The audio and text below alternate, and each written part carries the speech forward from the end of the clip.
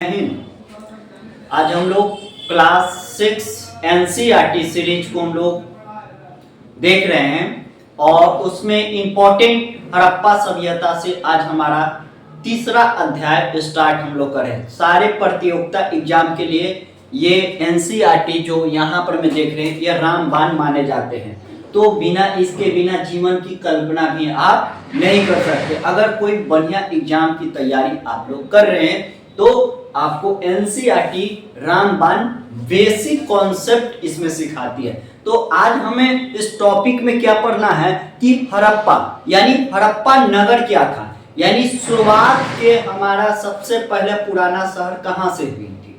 तो प्राचीन साक्ष्य हमें हड़प्पा सभ्यता से आज इस वीक के बारे में पढ़ेंगे कि आखिर क्या था और इसकी किस किस के क्वांटिटी था। तो देखिए हड़प्पा की कहानी, तो हड़प्पा क्या है आपसे पूछा गया कंपटीशन में एग्जाम में कि हड़प्पा सभ्यता सबसे पुराना सभ्यता कौन सा है, तो हड़प्पा सभ्यता।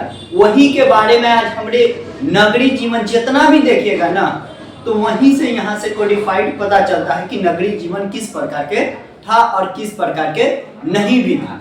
तो हड़प्पा की कहानी आज हम देखेंगे। कुछ कहानी के 150 साल पहले जब पंजाब में पहली बार रेलवे लाइन बिछाई जा रही थी, तो इस दौरान में इंजीनियर ने हड़प्पा पूरा स्थल मिली गई है, जिसे आधुनिक काल में पाकिस्तान में। तो पूछा जाएगा क्वेश्चन कि हड़प्पा सभ्यता की खोज जो था कि कितना साल पहले की गई थी, लगभग 150 साल पहले, और इसमें इंजीनियर बहुत सारे पत्थर इसमें काटे गया था और उस पॉइंट पर हमारे पास में इंजीनियर ने पूरा स्थल का मतलब पुराने चीज को अध्ययन किया। तो उस अभी वर्तमान में कहाँ में, पाकिस्तान में। तो उस दौरान जब देखिएगा कि कोई चीज के दौरान स्टार्ट होती है तो कोई चीज का पता नहीं हो, उस स्थिति में उसको सभ्यता को नष्ट हो गया। क्या हो गया, वो नष्ट हो गया। लेकिन उसके बाद में फिर खुदाई स्टार्ट हुई, कितना साल, 80 साल पहले बाद फिर स्टार्ट हुई।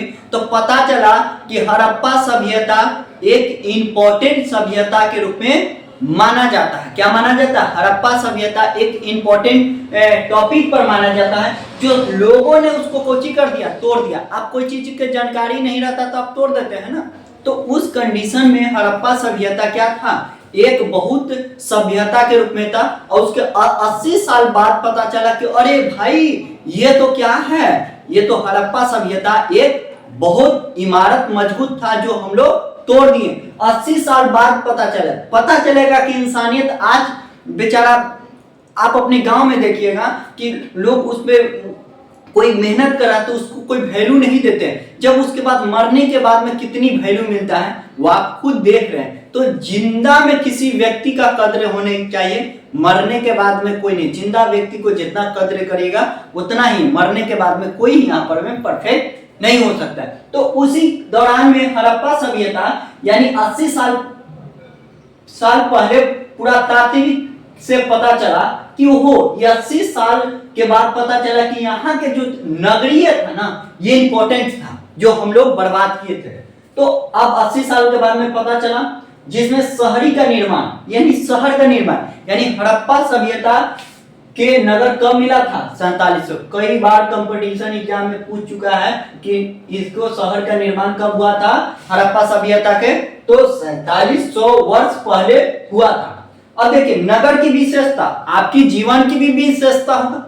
तो इस नगर की दो विशेषता था। सबसे पहले इसकी दो विभाजित किया गया था। सबसे पहले पश्चिमी वाला था, ये भी क्वेश्चन, पश्चिमी में एगो बांटे गए थे, एगो पूर्वी में बांटा गया। तो पश्चिमी वाला छोटा था लेकिन ऊंचाई बनाया गया था। दीवार जो था ना उसी को कोची छोटा बनाया गया था लेकिन ऊंचाई बनाया गया था। तीन पूर्वी वाला निचला था लेकिन दुर्गम यानी छोटा रूप में इसको कोची किया गया, ये दर्शाया गया था। तो आपसे क्वेश्चन पूछेगा कि पश्चिमी भाग कोची था, छोटा था लेकिन ऊंचाई पर था, और ये पूर्वी भाग नगर यानी ये बना गया था। तो आई होप आपको यह समझ में आ चुका होगा कि इन नगरों हड़प्पा सभ्यता के दो डिफाइंड में विभाजन होती है। तो आपको यहां तक ले समझ में आ चुका होगा। अब देखिए मोहनजोदड़ो की विशेषता। देखिए इंपॉर्टेंट होती है मोहनजोदड़ो की विशेषता। तो मोहनजोदड़ो की विशेषता क्या क्या है, यानी वह नली गली योजना। आज जितना आप अपने घर में देख रहे होंगे, क्या सिंधु सभ्यता के देन की वजह आज आपके घर में 4 आंगन वाला घर होते होंगे। आप ग्रामीण क्षेत्र में जाते होंगे तो वह मोहनजोदड़ो ने बताया था कि घर का निर्माण किस प्रकार के बनना चाहिए, घर का ढांचा कैसे होना चाहिए, घर में कैसे किचन होना चाहिए, कैसे नली होना चाहिए, कैसे योजना होनी चाहिए। यानी मोहनजोदड़ो ने तालाब नहर, मतलब ये कौची क्या मोहनजोदड़ो की विशेषता। तो मोहनजोदड़ो ने क्या बनाया था, तो बहुत कुछ विशेषता है। सबसे पहला पॉइंट कि नगर के बारे में कोई नली के बारे में पता चलता है, और क्या बारे में पता चलता है कि वहां की संस्कृति किस प्रकार की। नली योजना, आज नली योजना देख रहे हैं ना, तो नली योजना नली गली योजना देख रहे हैं ना, कहाँ के मोहनजोदड़ो की विशेषता में। तो आपसे क्वेश्चन भी पूछा जा सकता है कि मोहनजोदड़ो की विशेषता क्या चीज है और क्या चीज नहीं है। या आप क्लास 6 में पढ़िएगा तो इंपॉर्टेंट होगी। हम यहाँ केवल मार्गदर्शन देख रहे हैं। तो हमारे पास में रिकॉर्डेड हो रहा है ना, तो हमारे पास में क्या है कि मोहनजोदड़ो की विशेषता, नगर के बारे में, नली के बारे में, गली के बारे में, और ये बारे में बहुत कुछ बताता है। यहाँ तालाब के भी बारे में, जो स्नान घर हम लोग तालाब बनाते हैं ना, कहाँ से देन है, हड़प्पा सभ्यता को देन से है। तो हड़प्पा सभ्यता इसीलिए इंपॉर्टेंट माना जाता है, और हड़प्पा सभ्यता हमारे जीवन पर भी अधिक भूमिका निभाती है, और अलग अलग क्वांटिटी पर भी इसको देखा जा सकता है।